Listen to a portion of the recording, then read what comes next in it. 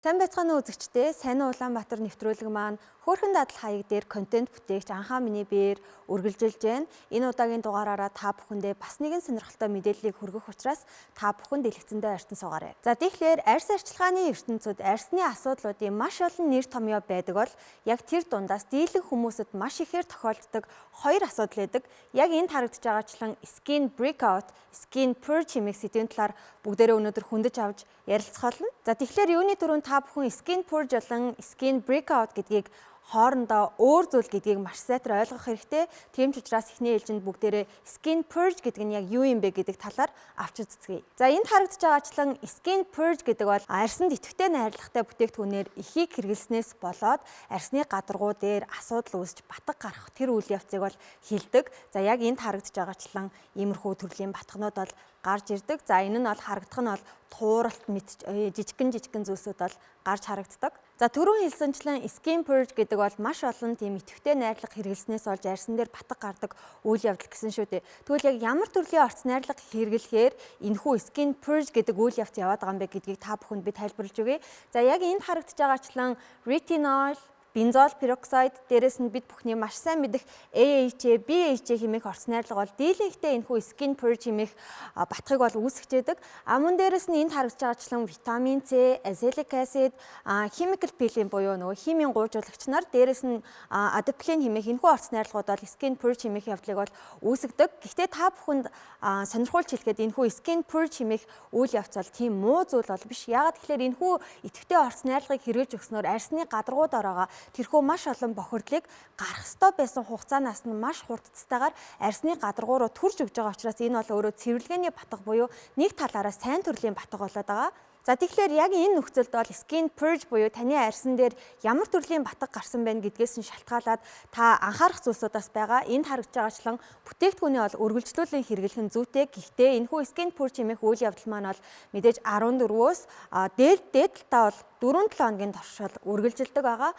Мөн дээрэс нь энэ хугацаанд бол арьсаа хит их гуйжуулж болохгүй. Мөн SPF буюу нарны хамгаалтыг маш сайн хийж өгөх ёстой. Чийгшүүлэгч тосоо бас дөрхиж өгөх ёстой. Хамгийн чухал зүйл бол төвчээртэй байх буюу тууштай хэрэглэх ёстой. Хэрвээ таны арьсан дээр энэхүү skin purge буюу цэвэрлэгээний батга 4-7 хоногоос дээш хугацаанд гараад ах юм бол та яг тэр хэрэглэж байгаа бүтээгдэхүүн бол зогсоосон нь зүйтэй. Энэхүү үйл явц бол 4-7 хоногоос хэтэрхээрээ арьс нэлээд эмзэг болдог. Дээрээс нь purge буюу цэвэрлэгээний биш гэж үздэг байгаа. За мөн дээрээс нь та skin purge-ийг арьсан дээрээ гарч байгааг яаж мэдрэх вэ гэхлээр таны арьсан дээр яг аль хэсгээр чинь батг гардаг вэ? Хэрвээ таны арьсан дээр хацар хэсгээрээ гардаг бол эсвэл дух хэсгээрээ, эрүү хэсгээрээ гардаг бол иймэрхүү орц найрлагатай бүтээгдэхүүнийг хэрэглэх үед тэрхүү хэсгээр нь илүү их хэмжээний батг гарч ивэл тэрхүү батг нь маш их жижиг юм цэг шиг хэлбэртэй шууд эдэн буюу толгойн гараад ирсэн батг байх юм бол энэхүү батг бол цэвэрлэгээний батг буюу skin purge гэж та ойлгож болох нь байна.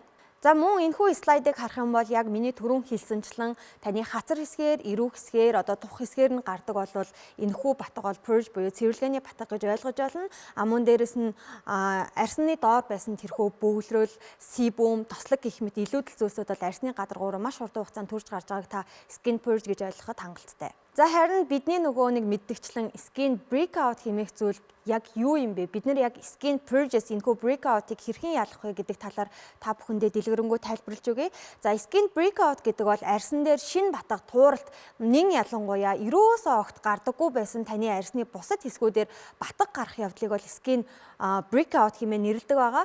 За энэхүү skin breakout хэмээх үйл явдал яг юунаас олж үүсдэг вэ гэхлээр мэдээж арьсанд таарахгүй бүтээгдэхүүн хэрэглэх буюу таны арьсанд харшил өгж байгаа тохиолдолд таны арьсны гардаггүй байсан хэсгүүдээр бол нэмэлт батг гарахыг бол хэлж өгж байгаа. За мөн дээрэс нь комедин буюу маш хит их хэмжээний нөхсөв бөгөлдөг тослог ихтэй бүтээгдэхүүнүүд хэрэглэх юм бол иймэрхүү төрлийн батг бас гарах боломжтой байдаг. Мөн дээрэс нь хит их гуйжуулалт хийх, гормоны өөрчлөлт, стресс гэх мэт зүйлсүүдээс олж үүсч болдог. За жишээ нь нүрээ бодохдоо бохир багс буюу бактери ихтэй багсаар хэрвээ будах юм бол дээрэс нь дэрний утаа 7 хоног бүр хэрвээ та чадах юм бол өдөр бүр сольж чадахгүй байх юм бол мөн дээрэс нь бохир гараараа нүүрэн төрөх нэн ялангуяа хумсны завсар бол маш олон төрлийн бактериуд байдаг учраас бохир гараараа нүүрэндээ хүрсэн тохиолдолд бол энэхүү breakout хэмээх арьсны асуудал бол үүсч болдог.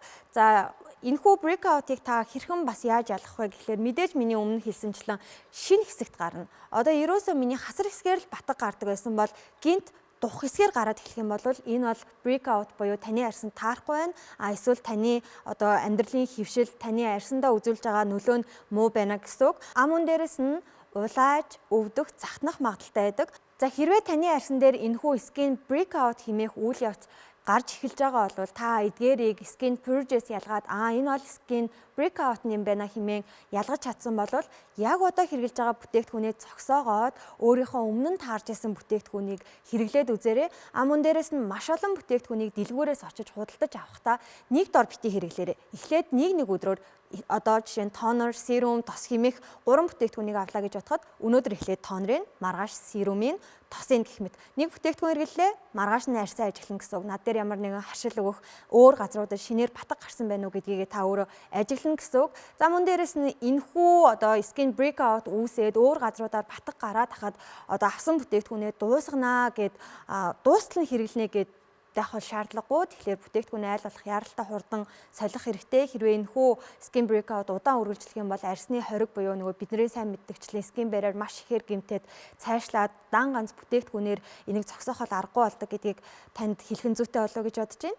За тэгэхээр энэ удаагийнхаа зөвлөгөөний булангаараа та бүхэндээ маш хэрэгтэй энэ чухал сэдвийг хүндсэн гэж би бол бодож байна. Тэгэхээр та өөрийнхөө арьсандаа хайртай байгаад өөрийнхөө арьсыг ажигладаг, өөрийнхөө арьсны хамгийн сайн найз наагаарай гэж хэлэх нь байна. За тэгэхээр сайн Улаанбаатар нэвтрүүлэг маань үргэлжилж байна. Зөвлөгөөгийн маань анхааралтай сонсон та бүхэндээ баярлалаа. Нэвтрүүлэгтэйгээ хамтаагаарай. Баярлалаа баяртай.